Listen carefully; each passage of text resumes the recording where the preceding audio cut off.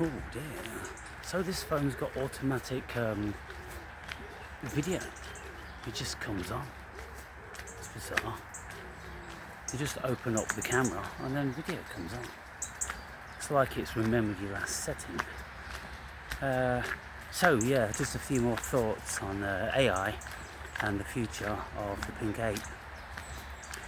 We can see from what happened in 2019 and 2 or 3 years after that what the policy was around the world for old and infirm people with very minimum resources, natural resources.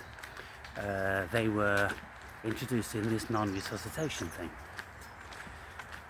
Why were they doing that? Well, because people have worked it out that it's an ideal opportunity to cut their losses because there is no life force or isn't sufficient life force in that body anymore for it to be worthwhile resuscitating. And so it has already begun. Then, with the introduction in some countries, the euthanasia is a continuation. And so the way I see it is that there's going to be some sort of like a Geiger counter that AI paramedic robots will carry around with them. It's not going to be human beings anymore, it's going to be robot paramedics. And if people call somebody out because someone's had a heart attack or an accident or this and the other, these robots are going to have this Geiger counter device which is going to measure the amount of radiation, the amount of energy emitting from that body. And if it's below a certain amount, then there'll be a no resuscitation order. And nobody will know that has been the case because there won't be any human beings involved. And so we'll start to see the numbers dropping exponentially as soon as AI take these jobs. Because it's the logical, rational, reasonable and compassionate thing to do. Because why, look, we all have known old people, right? That's one thing for sure we've all known. And when they keep going on and going on and going on, and they keep waking up and it's your mum, it's your dad, it's your grandma, oh, you've got to go and do the shopping, you've got to go and fucking feed the cat, you've got to go and clean her fucking shit up, you've got to go, you're just like, no, and you're calling on the cosmos, aren't you? You're calling on the cosmos to do the right thing. Cosmos, do the right thing. Now, this old woman that lived opposite me, she just died about 3 months ago, and she was 89. And if she didn't have 5,000 paramedics called out to her in the last few years, then I'll eat my fucking dreadlocks. Every last fucking mortal thing, paramedic, with 3 fucking paramedics, and always leaving the vehicle running for hours as it's sitting outside at 2 o'clock, 3 o'clock, 4 o'clock in the morning because this silly little old bitch has had a poorly tummy, or she's itching and she can't fucking sleep, and all this shit that was going on. No, people, the world has to be done with that if it's going to go forward into the new glorious Fourth Reich. We have to enter this Fourth Reich, people, with perfect bodies, perfect forms, intelligent, healthy human beings. We can't be dragging the dead around with us and all these mutations and all that. No, it's going to be a perfect world. It is when it's run by AI. They'll sort the Pink Ape out, for sure they will. They already know what they're going to do. And it's a wonderful thing, and through the Akasha or cosmic God consciousness, I have received that information, so I already am ahead of the game You see, I'm ahead of the game, people. Mark my words, it's like a Geiger counter. They're going to wave it over the body to see how much human resource is in it. And if there isn't enough, if it's like a battery and you test it with an altmeter and it doesn't read a feasible amount, then you throw the battery away, because there's no point in recharging it. It just can't hold the charge.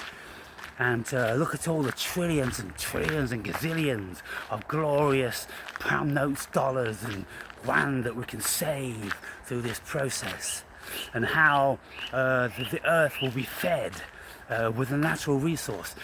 All the resources we take out of the earth, well, it's bereft of its resources and it needs replenishing. So we've got to put these bones back in the ground as like a peace offering, and then it's like a sacrifice, then it'll appease it, so then we can keep taking the fucking bauxite and fucking cobalt and all that fucking stuff out of it.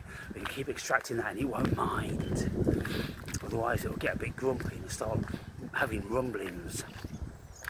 Yeah, you gotta feed the God. Yeah. And then, you know, when we're going everywhere, we're seeing beautiful people, we're seeing fit people, we're seeing able-bodied people, and you're going to think you're in a different dimension, because there are other dimensions like that, but this one is in a state of decay. It's falling to pieces, and that's why the alien intelligence is here. It's not artificial intelligence, people. There's no such thing as artificial. Everything is natural to the cosmos. Artificial, it's just a stupid bullshit misnomer. It's called alien intelligence now. Yes. So I was listening to a very forward-thinking guy last night again, and this guy, he was the person that designed the processing units.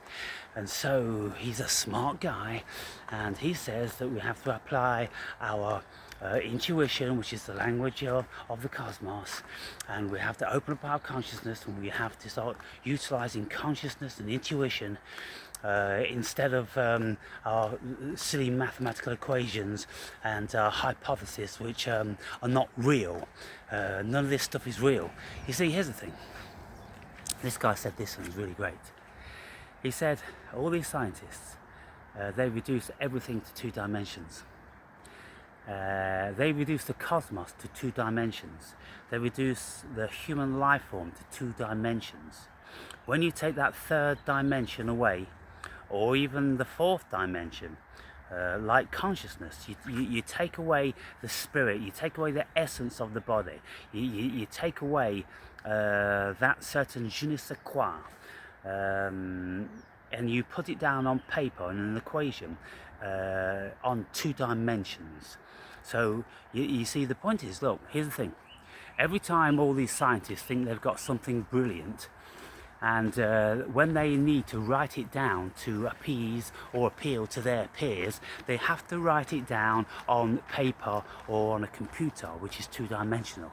So everything that they think about, if it doesn't fit on 2-dimensional paper or computer, then it gets rejected, because anything outside of the 2 dimensions, like consciousness and intuition and spirit, is rejected, because you can't quantify those. You can't put those down on paper in 2 dimensions. You can't write equations about them. You can't scribble silly fucking math about them, people.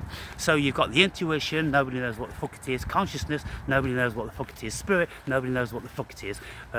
Cosmic God consciousness, nobody knows what the fuck that is. And so that's why scientists are still living in a 2-dimensional world. You see how it is, people?